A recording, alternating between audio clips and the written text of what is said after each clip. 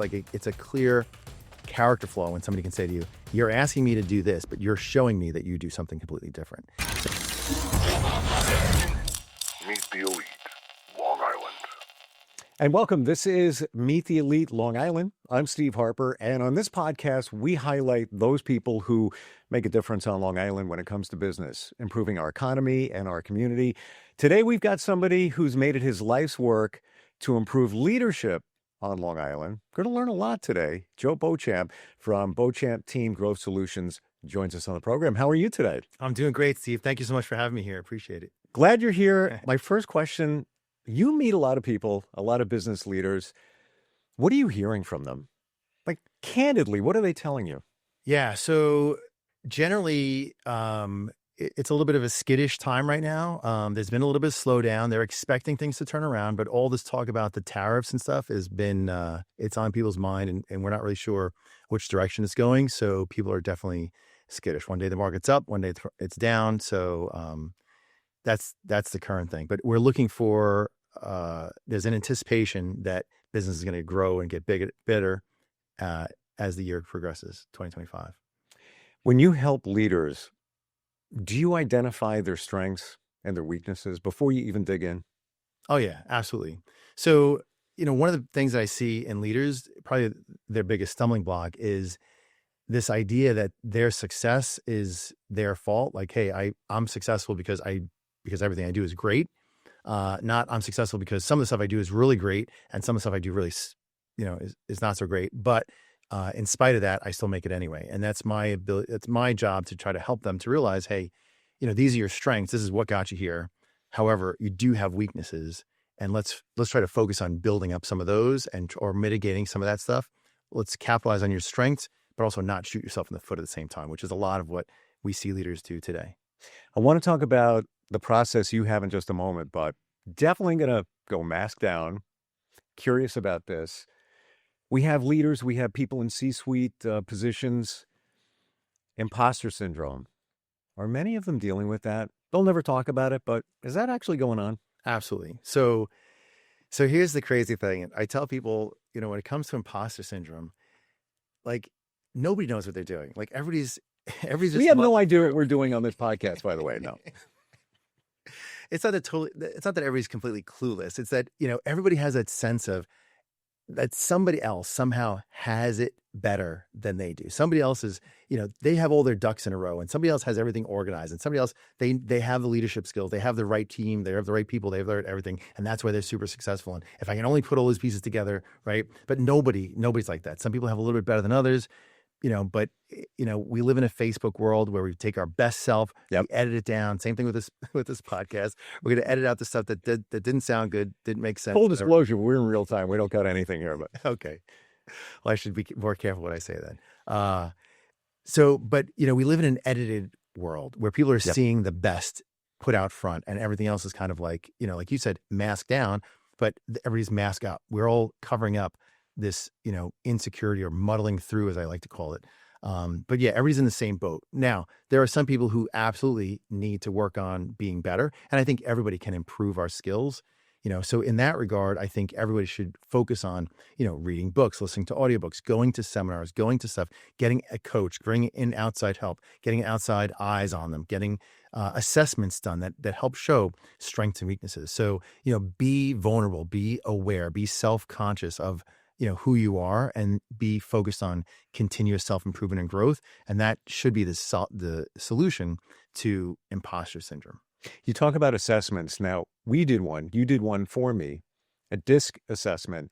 Got to tell you, not that I was skeptical of how this is going to go. Is this really going to show who I am and strengths and things like that? Spot on. It was like looking at the mirror of yourself, but in detail. Really interesting. It's crazy that, and a lot of people say the same thing. It's like, how does this know everything about my life? I answered 24 questions in 10 minutes of time, and all of a sudden I have this 30-page document on my life, and I can look at a simple graph, even without reading the thing. I can look at the graphs on there and be like, okay, this is how your childhood was like. This is what your life is like. This is what you do. This is what you do at work. These are your strengths. These are your weaknesses. And people are like, how do you know all that? I've seen teams. I'll send the evaluation out to the entire team. I've never met anybody in the team. all their reports come back to me, and I look at them and I go to the team leader and I'm like, listen, these are some of the things. If you're not already dealing with them on your team, this is what you're going to deal with based upon the combination of personality types. And they say, yeah, that's exactly what I'm dealing with. So then I'm able to tell them, okay, this is a strategy on how you can cope with those issues on your team and how to best lead in these situations. And they do the strategy and they get the results. It fortifies the reason to ask the right questions, because that assessment, like you said, it's like 20 questions, whatever it is, who would ever think? But you ask the right questions, you're going to get the answer. My next question to you is Leadership Unleashed. That's your program. Tell us about that. Yeah. So over the course of these years of working with hundreds of business people, not all business owners, but business people in various parts of business, and I'm coaching them and I'm seeing patterns. And I like to break everything down into like a 3-piece pattern. And so what I saw was I developed this concept of what I call Leadership Unleashed, which I used to call like Leadership 1, 2, 3 for the 3 parts to it. And it's a 3-part formula for success for leaders, that any leader, no matter where they are, whether you're, 20 years old and you're just starting your leadership journey, or, you're 65 years old and you've been in business for, 40 years and whatever, you think you know everything, but you can still improve, right? So Leadership Unleashed works for everybody. It's do's and don'ts. So we start off with inspiration. Inspiration is that step 1 in this process. And how do you inspire your team? People say they're not motivated. Why doesn't my team want to work, right? So, and I get this question all the time, how do I be a good leader when my team won't be good followers? And I always point to, if you're a good leader, you'll have good followers. The better you are at upgrading your leadership skill, the better they're going to be at following your good leadership, right? People follow good leaders and they don't follow ineffective leaders, right? So number 1 is inspiration. It's a set of skills, do's and don'ts, right? Because you can't inspire somebody with one hand and demotivate them with the other hand. And that's what a lot of leaders do. And so it's a set of skills that you can help people to be inspired, to be motivated, to be enthusiastic about showing up to work and doing your job. It's about having a vision. It's about creating a culture. The next phase is what we call activation, right? So people who are inspired and they're motivated, you can get me riled up and I feel like running through a brick wall, but I just need to know which direction to go. So there's an activation part. I need to be equipped with all the possible strategies and training and coaching and skill sets and everything that I need to be successful. So a lot of times we might motivate a team, but we don't give them the skill set to actually act on it. So there's the activation piece where when you take the inspiration and the preparation, you get an activation. I know I got these old Asian, alliterations going on.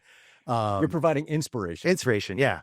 So, and then the third step is transformation, right? So transformation, if they're inspired and they're activated, now we need a system of measuring and accountability and conversations. Like I call them accountability coaching.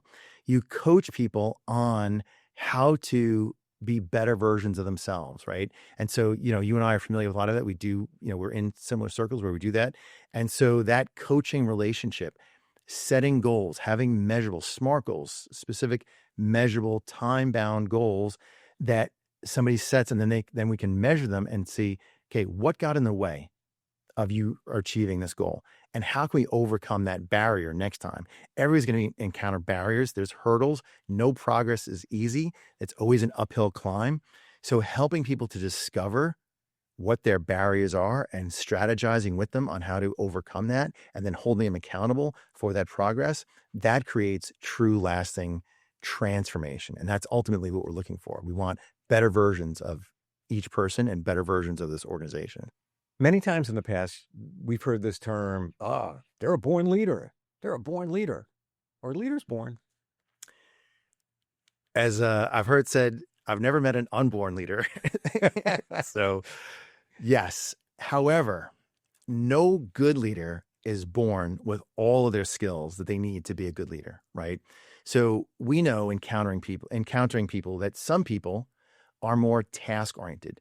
They're more, like numbers and metrics and productivity and competition, those kind of things, right? They like the metrics, they like scores and stuff like that, right? And other people are more casual, friendly, easy to get along with. Like you're a very people-oriented person. When people talk to you, they like you. They just want to hang out with you. They want to spend more time with you. You're very people-oriented, right? You care about people. You value people, and people feel that when they're with you. So we find that some leaders who are people-oriented, people like the people-oriented part, but it doesn't help them to win. And other leaders that are focused on winning, they're lacking the people-oriented part, right?